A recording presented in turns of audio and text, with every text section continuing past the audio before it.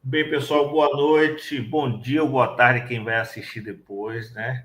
Nós estamos aqui muito felizes com a presença do professor Ladislau Dombô e, né, um economista com uma publicação imensa e conhece o Brasil justamente por ler o Brasil, né, de forma mais aprofundada. Mas eu queria que o professor, né, seja bem-vindo, professor, se eu puder se apresentar, né, para quem ainda não conhece o senhor, já que no meio é muito conhecido, né? Olha, a apresentação é importante, tá? Não é para aparecer na Não. importante, não, mas para as pessoas se darem conta, porque as vivências da pessoa formam a visão que ele tem. Né? Eu Sim, trabalhei 7 anos na África, no quadro das Nações Unidas. Né? A África nos países recém-independentes, que saíram dessa luta, dessa coisa patológica, dramática que é o colonialismo, né? Que destruiu tantos países. Sabe o que é? Isso me fez baixar para o chão, entende? Porque eu aprendi, eu estudei tanto na Suíça com os bons banqueiros, né? Fiz a opção de economia política da Faculdade de Direito, ou seja, tudo bonitinho, tal, enfim. E sim. depois na Polônia socialista, sistema de planejamento, fiz lá o mestrado e doutorado, né? E quando eu fui bater depois na África, trabalhar no quadro das Nações Unidas, eu fui obrigado a ver, bom, afinal, o que funciona, né? Sim. A gente chama de economia aplicada, tá? Então, você tem, por exemplo, um livro meu que chama o Pão Nosso Cada Dia, está online, todos os meus livros estão gratuitamente online, tá? Nós somos Ah, uma rede ótimo. internacional que disponibiliza tudo gratuitamente. E os livros continuam vendendo igual, enfim, Eu não é vou coisa. Mas, colocar na legenda depois que já estiver no YouTube, eu boto a legenda lá, mas então, esse livro aqui, ele pega setor por setor. Como é que a gente repensa a indústria, a construção, a, a, a, indústria, a economia florestal, a economia da mineração, a saúde, o transporte, enfim. São 20 setores que compõem uma economia e isso faz baixar para o chão, entende? Porque não é ser a favor do Estado ou a favor do privado. Né? Se você quer fazer um sistema de ferrovias no país, isso tem que ser o Estado planejando um conjunto. O privado vai fazer apenas, com a Vale, né, uma linha entre onde está o minério e o porto, entende? Dando-se o resto do país, não está integrando o espaço. Tá? Ou seja, é bom pensar a economia dessa forma, tá? De pé no chão, a chamada economia aplicada. Né? Porque a gente ouve muito discurso, porque o déficit, porque o superávit, meu Deus, né? O arcabouço, enfim. E as pessoas balançam a cabeça, não entendem lhufas. Né? sim. Mas o essencial é pegar uma economia que funcione para as famílias, né? Para o nosso futuro. Né? E aí você pode pensar coisas práticas. É uma forma de trabalho, porque o que eu sou como economista, em parte, evidentemente, o que eu estudei, certo? E em grande parte, a minha vivência que foi na Ásia, na África, em países ricos e pobres, muitos anos, digamos, de assessoria para diversos tipos de governo, diversos tipos de sistema. Certo? Sim. Isso é importante, né? As coisas não são apenas do lado de cá ou do lado de lá. Né? E se Sim. perguntam de que lado você está. Você tem que entender as coisas, como Entender os funcionam. problemas, né? Para resolvê-los. Né? Claro.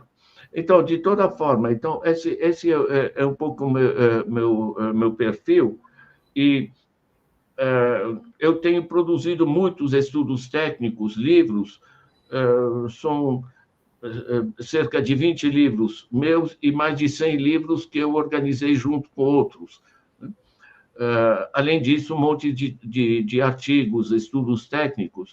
Está tudo online gratuitamente. Vocês colocam Ladislau na internet, eu Dobor na internet, Ó, eu vou colocar vocês aqui. estão lá. Né? Então, isso facilita a vida. Então, esse meu olhar, digamos, é desse tipo de experiência.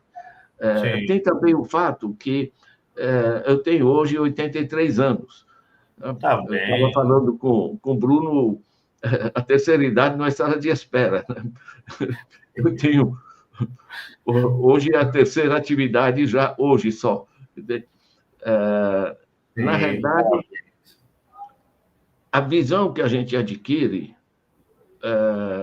vendo, porque você pensa mais tempo histórico, entende? Eu vi nascer a internet, eu vi nascer antes disso a informática, eu vi nascer a televisão, que me levaram quando criança a ver a primeira televisão branco e preto que aparecia, uma inovação. Eu tinha 8 anos. Ou seja, você adquire um senso histórico de que nós não estamos administrando uma situação, nós estamos administrando ou tentando administrar um processo de mudança. E um processo de mudança é extremamente intensivo. Né? Então, isso dá uma perspectiva de análise que é a minha, né, que é legal vocês pegarem a minha, pegar de outros, mas ajuda. E deixa eu dizer que este site, double.org, ele está com mais ou menos 1.500 títulos. Tá? É coisa selecionada, não tem uma coisa que eu não tenha lido. É realmente extraindo o que está na ponta da linha da discussão nacional e internacional. Ajuda muito. É ferramenta. Tá? É ferramenta. Eu estava dizendo para o Bruno, isso aqui não só... Eu sou professor da PUC, da pós-graduação de Economia na PUC de São Paulo, mas isso, eu tenho lá alunos numa sala, certo? Agora, essa disponibilização online, isso permite generalizar conhecimento, compreensão da economia de maneira muito mais ampla. Né? Se você coloca no site Entenda a Economia em 15 minutos, isso aqui te dá um quadro, digamos, como funciona o ciclo econômico de maneira simples. Mas isso passa a ser utilizado por professores de colegial, por gente de movimentos sociais, estão entendendo? Você não está mais trancado na sala de aula. Na realidade, com a revolução digital, com todo esse processo que a gente está vendo hoje, dá para a gente se transformar num tipo de multiplicador de conhecimento que é extremamente importante. Né? Deixa eu trazer outra coisa, Bruno, que me parece essencial, também nessa coisa da gente pensar o que é economia, né? É que nosso problema hoje não é mais econômico. Tá? Eu pego o PIB mundial, 110 trilhões. É o que a gente produz de bens e serviços no ano. Tá? 110 trilhões. Divide pela população, 8 bilhões. Sabe o que dá? Dá $4.600 por mês por família de 4 pessoas. Com a revolução digital, com as transformações tecnológicas, a energia, a eletricidade, informática, eletrônica, todas essas coisas, todas essas transformações que permitiram esses avanços que fazem com que o que se produz hoje no mundo é amplamente suficiente para todo mundo viver de maneira digna e confortável. Tá? $4.600 dá mais de R$20.000 por mês por família. É o que o Diese propõe, né, de salário, né? A gente pode assegurar uma base para todo mundo. Tá? Não há nenhuma razão para ter gente passando fome, para ter crianças... entre 5 e 6 milhões de crianças morrem de fome por ano. Certo? A gente não está matando, a gente deixa morrer. Né? Sim. E é absolutamente escandaloso. O que a gente produz de comida, hoje no mundo, segundo a FAO, dá para 12 bilhões de pessoas. Nós somos 8 bilhões. Nós produzimos amplamente o suficiente. E ainda sobra metade, né? Exato. Eu puxo isso com força pelo seguinte: você pode fazer o mesmo cálculo para o Brasil, você pega o que a gente produz de bens e serviços no Brasil, trilhões, né? 11 trilhões de reais, né, o PIB do Brasil. Isso dividido pela população, 210 milhões, dá R$17.000 por mês por família de 4 pessoas. O que a gente produz de bens e serviços dá isso, dá para viver. Ou seja, é só reduzir de maneira muito moderada a desigualdade, dá para todo mundo ter acesso ao básico, né? Eu volto a dizer, nosso problema não é econômico, é de organização política e social. É o processo decisório. É quem está no poder, porque certos grupos estão puxando tanto. Eu tenho aqui comprei essa semana ali da Ford, né? Os bilionários brasileiros. Você tem aqui um dos primeiros em cima, é o Lehman, né? O cara das lojas americanas, né? De uma honestidade, enfim. É. Olha, E tem também os bancos, né? Que é uma coisa assim, nem nos Estados Unidos os bancos são tão fortes, né? Uma economia, a maior economia do mundo, e você não aparece as instituições financeiras como as maiores empresas lá, né? a gente pode entrar nesse tipo, tá? Vocês podem pegar no meu site. Gente, eu estou passando aqui ferramentas, tá? Não fazendo. Sim, a gente agradece. Tá? Vocês podem pegar no meu site uma nota que chama O Dreno Financeiro. São 9 páginas. Tá? Você vai entender como funciona, ao mesmo tempo que você pode pegar esse que eu mencionei, Entenda a Economia em 15 Minutos. Vocês Sim, procuram é isso muito no bom. site, está ali, vai ajudar vocês a entender. Mas, basicamente, no centro está o fato que, no Brasil, hoje, o dreno financeiro, quando a gente fala dreno financeiro, é dinheiro que é tirado dos produtores ou das famílias e puxado para os grandes bancos, para a Faria Lima, para os grupos internacionais, BlackRock, State Street, Vanguard, JP Morgan, Goldman Sachs, toda essa gente, certo? Porque com dinheiro imaterial, isso é importante as pessoas se darem conta. O dinheiro hoje não é mais aquela. Ainda existe, né? Eu de manhã fui na feira, muita dificuldade de trocar R$ 50, né? Sim. O dinheiro imaterial é 95%. Não é mais dinheiro impresso pelo governo, é dinheiro emitido pelos bancos, certo? Que vão te emprestar, cobrando, se você é família, pessoa física, né? Vão te cobrar uma média de 51%. 51%, gente, é agiotagem absolutamente escandalosa. Tá? Na Europa, a média para a pessoa física está entre 3,5% e 4%. Tá? Aqui, 51%. Meu, É uma máquina de drenar o dinheiro para um grupo muito pequeno, né, mestre? drena as famílias, como as famílias não têm, tem que pagar os juros, então compra muito pouca coisa, certo? E como elas compram pouco, você não estimula a indústria. Então, o Brasil se desindustrializou, certo? Você gerou um ciclo negativo, porque é o que a gente chama de capital extrativo, né? Certo? Ele chupa. A gente faz um cálculo simples. Através do dreno de agiotagem sobre as famílias, eles drenam cerca de 10 trilhões, perdão, 1 trilhão de reais, 10% do PIB. Certo? 10% do PIB, sem produzir nada. Certo? Lembrem que o dinheiro que está no governo é dos nossos impostos, o dinheiro que está nos bancos é dos nossos depósitos. Certo? Tudo é dinheiro nosso. Esses caras têm que ir em cima, porque com dinheiro imaterial você tem que usar o cartãozinho, você tem que passar por esses caras que seguram e extraem de maneira escandalosa. Eu, quando apresento as taxas de juros que o Brasil produz em reuniões internacionais, eu tenho uma amanhã de manhã com o pessoal de Paris, né? Eles não querem acreditar, entende? Que no século XXI se faça esse tipo de agiotagem. Na verdade, mestre, assim, me parece que é uma nova escravidão, porque nós temos hoje 77% das famílias endividadas.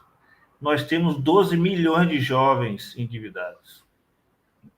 Então, assim, ele ceifa, o endividamento ceifa o futuro, né? Porque à medida que o jovem está endividado, ele é obrigado a ficar onde está ganhando aquele dinheiro. Às vezes deixa de estudar. Nós temos 4,6 milhões de jovens que nem estudam nem trabalham. Assim, nós estamos indo numa direção muito perigosa, né? Você sabe que a gente saiu uma pesquisa, 47% dos jovens querem sair do país, certo? Meu, Está isso aqui é acontecendo. catastrófico, É. entende? Catastrófico. E nós já Agora, estamos indo na direção do envelhecimento mais acelerado, né, de um nascimento menor. Então, daqui a pouco, nós vamos ter uma população pequena de jovens.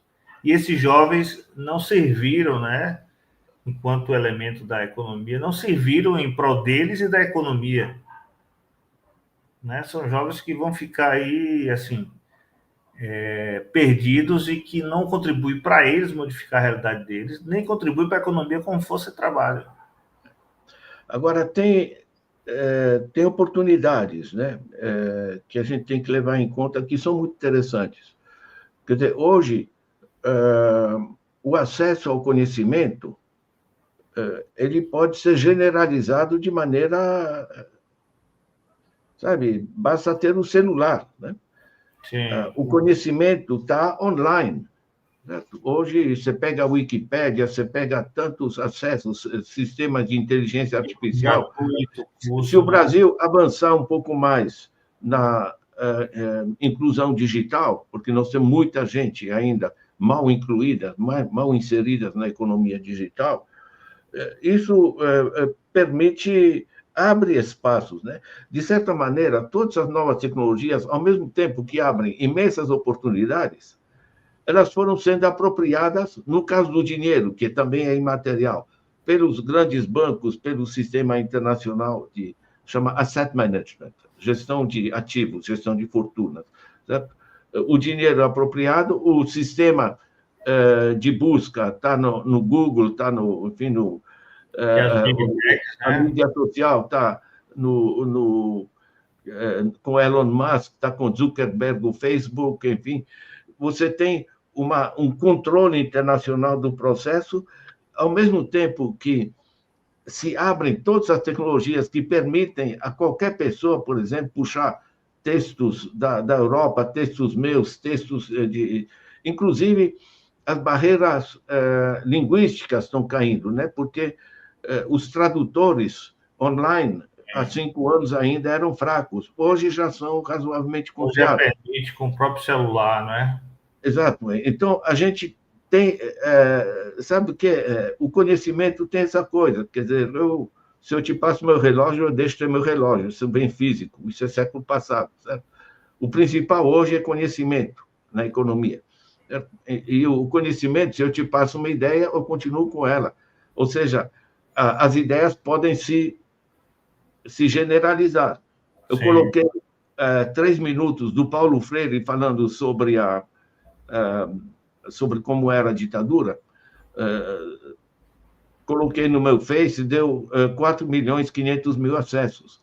Né? Ou seja, na realidade, a gente pode generalizar o acesso ao conhecimento, a gente pode democratizar a sociedade pelo conhecimento, mas, ao mesmo tempo, estamos enfrentando essa gente que grita pelos patentes, copyrights, enfim, royalties, enfim. Há uma prova de força da economia internacional, basicamente dos países mais ricos, né, do chamado Norte Global, certo? Que representam 15% da população mundial, mas tem 3/4 da riqueza, certo?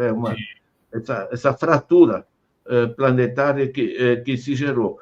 Agora, resgatar, o que a gente está fazendo aqui? Nós estamos discutindo economia, certo? Não para aparecer, mas para dar mais ferramentas. Provocar, né? Né?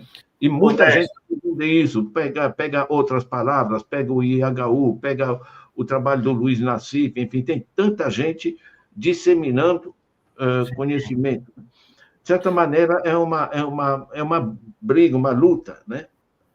Para liberar o acesso ao conhecimento e, com isso, liberar a participação econômica muito mais ampla na sociedade. Né?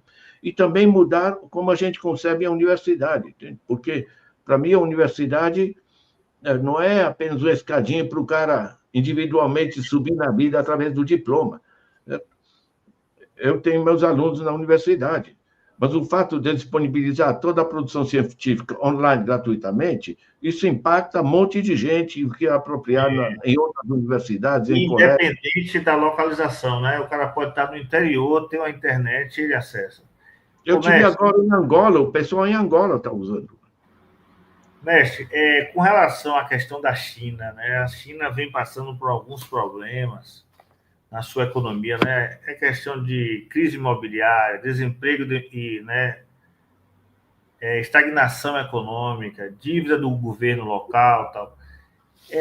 A geopolítica, né? A briga com os Estados Unidos e outras potências, tal.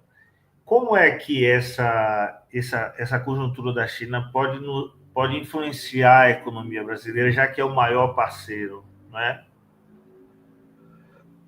Sabe, o primeiro ponto é entender a China. As pessoas têm opiniões sobre a China, mas não, entendem muito mal. Eu tive lá várias vezes, eles publicaram vários livros meus, inclusive. Eu tive reuniões, por exemplo, com a Escola de Quadros de Partido, do partido na China. A China é muito interessante. Vocês podem colocar no meu site China, vocês vão ver, em particular, o livro da Keiyu Jin. Vou mostrar para vocês.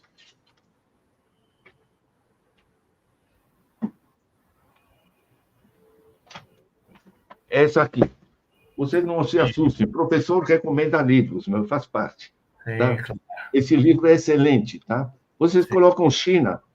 No meu site, vocês vão encontrar uma resenha em português desse livro. Eu faço resenhas não comerciais, não dizer que é bonitinho o livro, mas sim quais são as ideias-chave. O que é chave na China é que, em termos de ritmo de desenvolvimento, não tem outro exemplo igual, nem a Coreia do Sul, enfim, é absolutamente espantoso, né? Em poucas décadas passaram de um per capita de $380 para um per capita de $10.000. Né? Isso aqui E tem mais, eles orientaram a organização da economia no sentido inverso da nossa orientação, né? Que a gente se deixou convencer que a gente primeiro tem que crescer o bolo, depois distribui. Né? Então, a velha filosofia de Delfim Neto, né? Bom, os chineses organizaram toda a economia em função das necessidades da população. E sabe o quê? Isso dinamiza muito mais. Sim. Porque, em vez de ir para os grandes banqueiros e para os grupos internacionais, o dinheiro é reinvestido localmente. Tá? A taxa de juros típica na China é 4,6% ao ano. Com uma inflação de 2%, é um juro real de 2,6%. E ela organiza uma articulação inteligente do mercado e do Estado e da participação comunitária. Certo? Essa articulação do Estado e do mercado, você pode entender em como eles trabalham, por exemplo, essa coisa tão importante de sair do carvão, problema da mudança climática. Né? Eles não fizeram uma grande estatal para produzir painéis solares, né? Para produzir energia limpa, mas fizeram uma grande fábrica estatal de produção de máquinas e equipamentos para a produção de painéis solares. Está me entendendo? Em qualquer município, e a China é imensa, né? Um empresário privado vai pegar um empréstimo, tá? A juro muito baixo, vai poder comprar essas máquinas, porque o governo é que arcou com esse investimento pesado de produção de máquinas, certo? E vai produzir painéis solares em função da demanda local, e se não administrar bem, vai fechar como qualquer empresa, ou seja, é o Estado visto como motor de arranque. Sim, um impulsionador. Sistemas funcionarem, né? Então, essa é uma articulação inteligente do setor privado e do setor público, que é extremamente importante. Agora, o setor público também vai pegar as grandes políticas sociais, saúde, educação, etc., né? Pública, gratuita, universal, e as grandes infraestruturas. Né? Eles estão, hoje, provavelmente, cerca de 40 mil quilômetros de trens de grande velocidade. Os Estados Unidos, na Califórnia, estão construindo os primeiros 700 quilômetros, né? Construídos por uma empresa chinesa, Califórnia. Ou seja, você tem esse esquema, não é dizer, o Estado é corrupto, portanto vamos privatizar e vamos colocar tudo isso aqui na mão dos grupos privados. Né? Isso aqui é uma bandidagem, é uma articulação inteligente. Estado, setor privado. E o segundo eixo de articulação é a articulação com as comunidades. A Keiyu Jin, nesse livro que eu mostrei, ela chama a economia chinesa de mayor economy, economia de prefeitos, de municípios. Né? Porque a China é radicalmente descentralizada. Por exemplo, passando numa região, tinha tido chuvas fortes e com desmatamento, e chuvas fortes você tem desastres, desabamentos, etc. Enfim, só olhar o Rio Grande do Sul. Tal. Então, o governo central ele é politicamente forte, ele decide, gente, para o desmatamento e se rearboriza.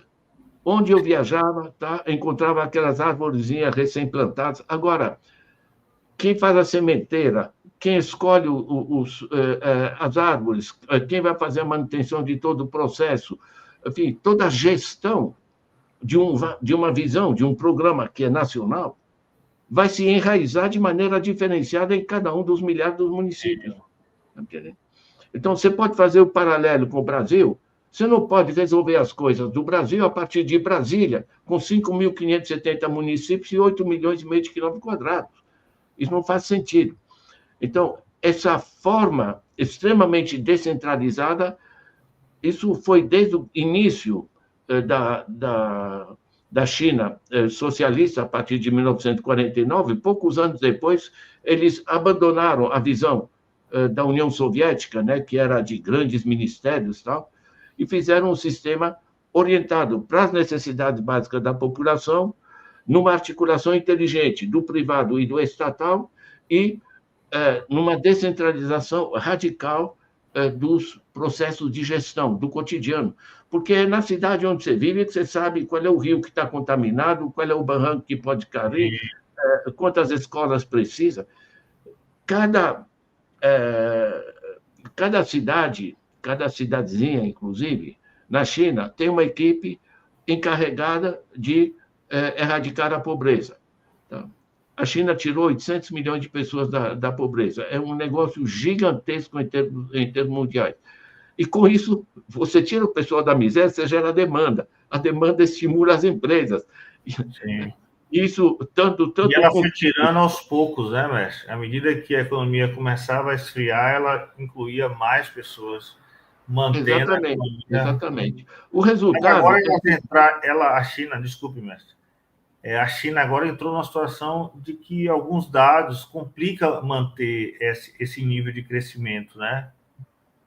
Não, olha, o crescimento se mantém. O que tem é que uma dinâmica extremamente forte que você mencionou é da construção, porque você teve, durante as últimas décadas, entre 10 e 15 milhões de pessoas por ano migrando do campo para a cidade.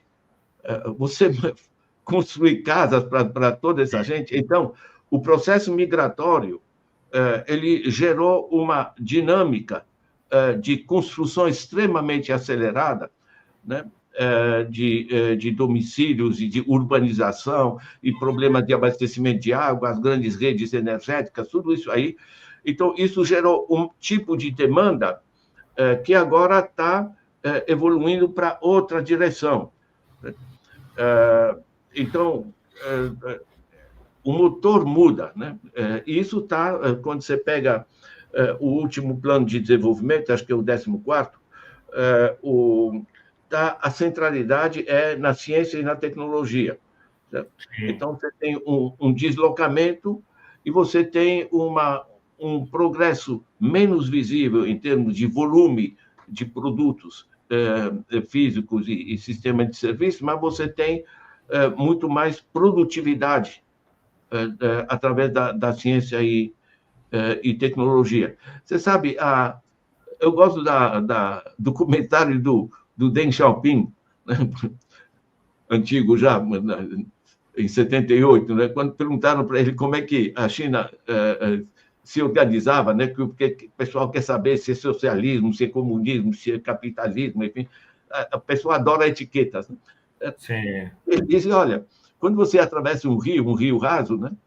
Você vai tateando com os pés, vendo onde é que estão as pedras. Né? Como a China não está administrando uma situação, e sim um processo de mudança extremamente acelerado, puxado pelas tecnologias, né?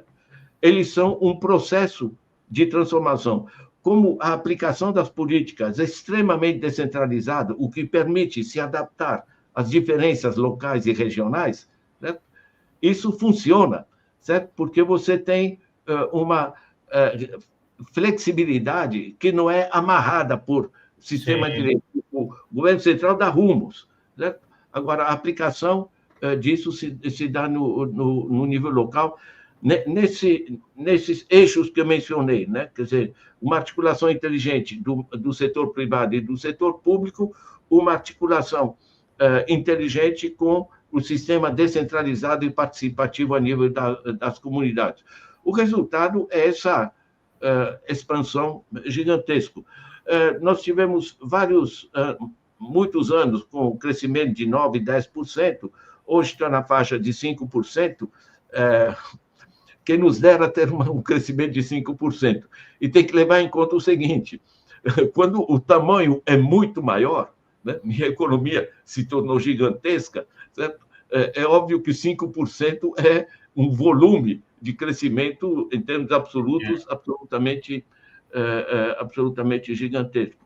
A China, Bruno, ultrapassou os Estados Unidos, a economia americana, em 2017, certo? Porque eu acompanho os dados do Banco Mundial, do Fundo Monetário, as organizações internacionais trabalham com dólar PPP, Purchasing Power Parity, porque você tem que descontar as variações cambiais. De repente, o dólar está mais caro, mais barato, então parece que a economia em dólar aumentou, baixou, isso não tem sentido. Você tem que manter uma comparação estável.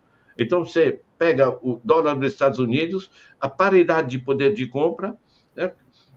E aí, 2024 vai dar o seguinte, tá? O PIB dos Estados Unidos é de 28 trilhões, o PIB da China é 35 trilhões. Tá? Essa é a relação hoje. Né? Agora, no que você coloca e que é central para nós, certo? É que o fato de termos um peso alternativo no mundo, da gente não precisar ficar só dependente dos Estados Unidos e dos grupos financeiros que estão aqui, a BlackRock, State Street, etc., todos, né?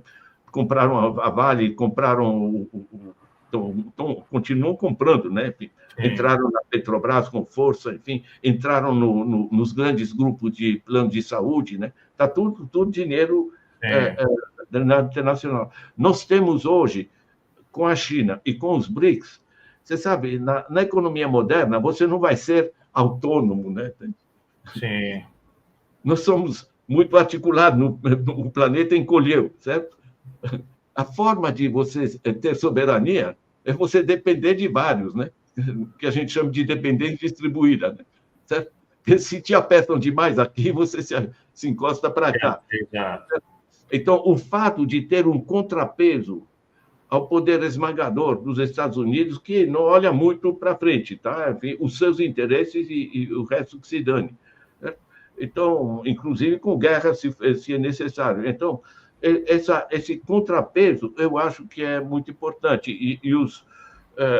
É só ver a força dos BRICS, do novo Banco de Desenvolvimento, né? O New Development Bank, que está criado ali com a Dilma, enfim, está se criando um sistema. Eu volto a dizer o básico, né, que eu mencionei. Né? Esse grupo, do chamado Norte Global, é 15% da população mundial e 3/4 da riqueza. Certo? Os 85% que são Sul Global estão com o saco na Lua. Né? Estão querendo um lugar desse bolo. Tá? Sobretudo, eu volto a dizer, o bolo econômico mundial dá para todo mundo viver de maneira confortável. O problema é de organização política e social, não é um problema econômico.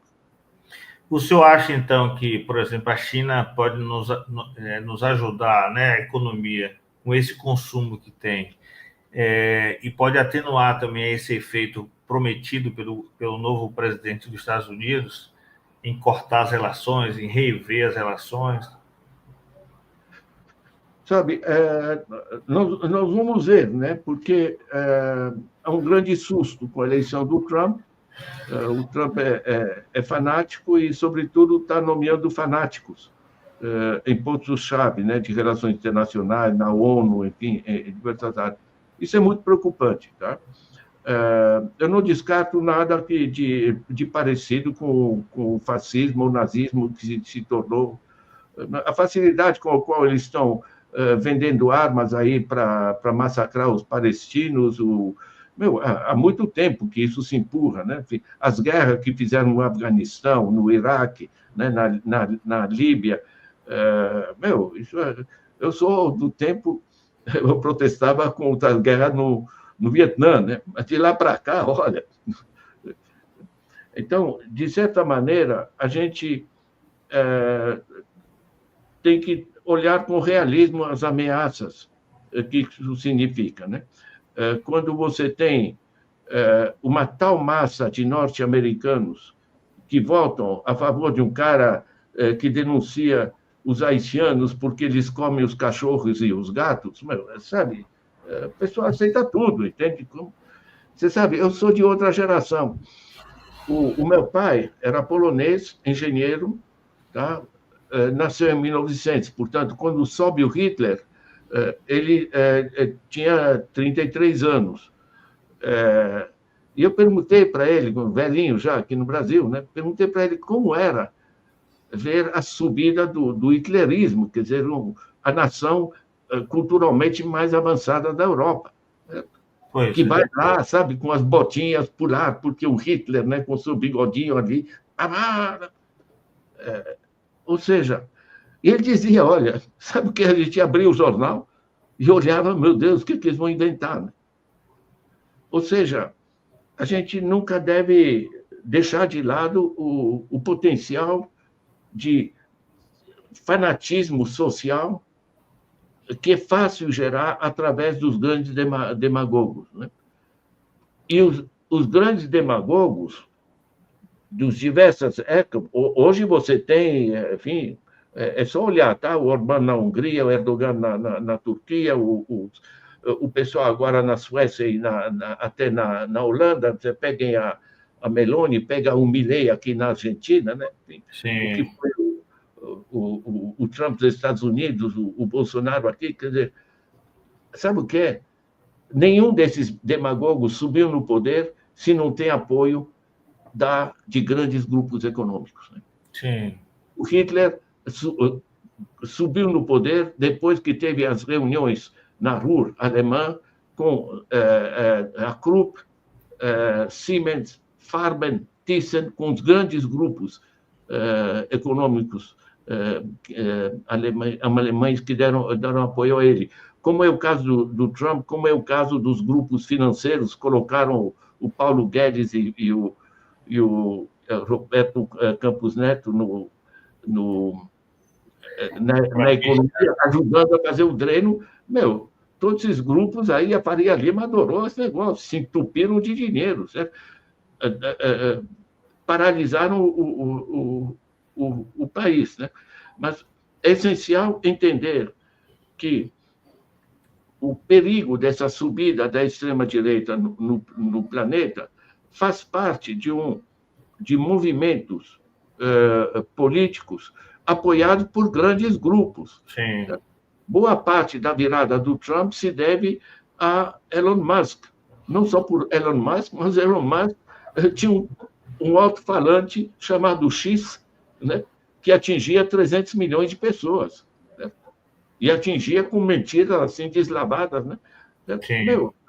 Isso tem peso. Ou seja, de repente, o que a gente chama de democracia, do momento que você vota, isso quer dizer que você tem democracia?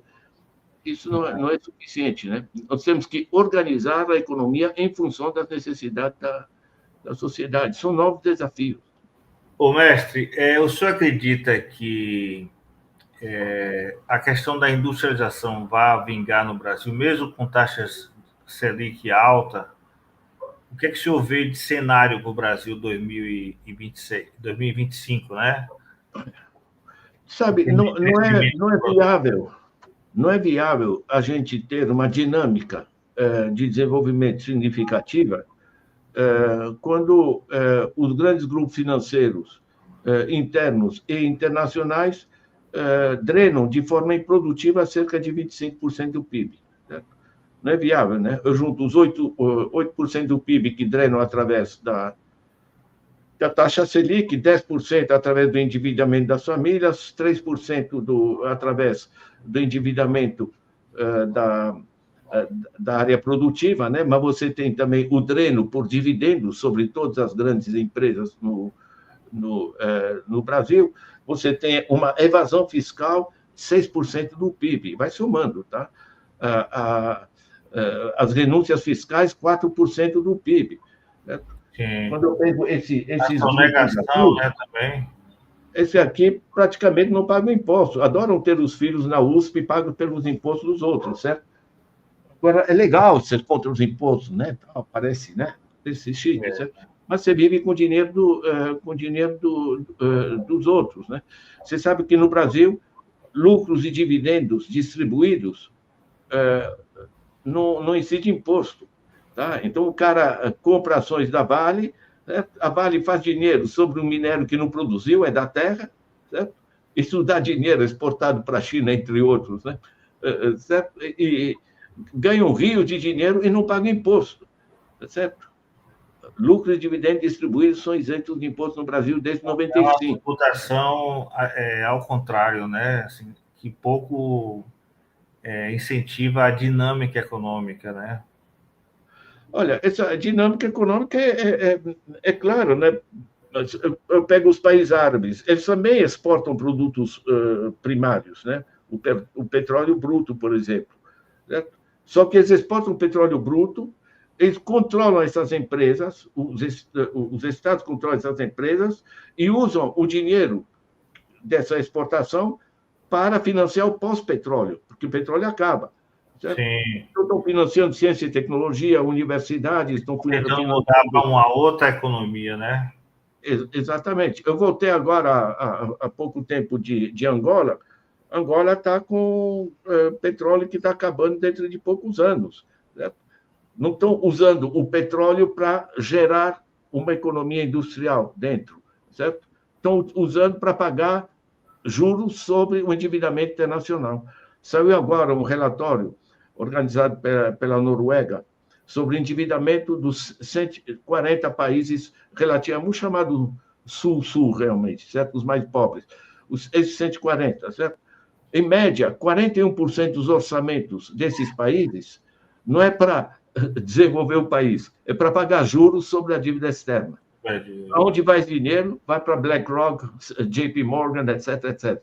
Meu, é um sistema. Daí o apoio, toda essa gente quer se juntar em torno ao BRICS, ao torno da China, e tem para organizar contrapeso. Né? São provas de força, né? E, evidentemente, a eleição do Trump, ela nos traz muito preocupação. Mas é isso, o senhor acredita que há a possibilidade de financiamento dessa nova indústria via, por exemplo, a captação através de papéis, né, títulos públicos, que pode ajudar, já que a taxa Selic está um pouco mais alta? Olha, o que tem de mais avançado no Brasil e que permite uma início de reindustrialização é o BNDES. Tá? Sim. Porque o BNDES está financiando com juro moderado essas empresas e não é um sistema que quando os grandes grupos compram a ação da Vale, quando você privatiza uma empresa, você desnacionaliza, tá? Porque qualquer grupo internacional, e eles são muito mais fortes, certo? Eles compram um pacote suficiente, né? Uma fatia suficiente das ações da empresa para ter instrumento de controle sobre as decisões, certo?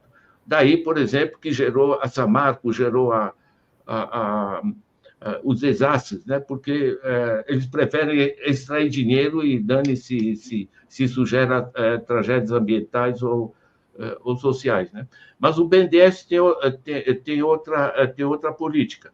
De certa maneira, o que esse governo Lula está batalhando, e nesse sentido, ele batalha o espaço possível dentro de um contexto que é negativo, certo? Tanto pelo plano internacional como pelo tipo de políticos que foram eleitos. Então, fica extremamente difícil. Agora, o que faz que a industrialização progrida? De um lado, você tem que reduzir os juros das famílias, tipo desenrola e outras tentativas, certo? O pouco que se fez já gerou mais demanda das famílias, mais renda familiar, o que faz com que as empresas tenham para quem vender. Eu lembro de há 2 anos atrás, eu peguei no Estadão uma entrevista de um empresário brasileiro, né, dizendo realmente está mais barato eu contratar. Mas para que eu vou contratar se eu não tenho para quem vender? Porque as pessoas estão pagando juros em vez de fazer compras. Certo? Agora, o pouco que o governo Lula conseguiu já gerou um pouco de demanda, que é um dos pilares de você gerar capacidade de recuperação industrial. Certo? E a outra, evidentemente, é a parte financeira. Certo? Ali o BNDES está fazendo um esforço muito, muito grande, está dando resultados, né? Porque o Mercadante tem uma capacidade de organização.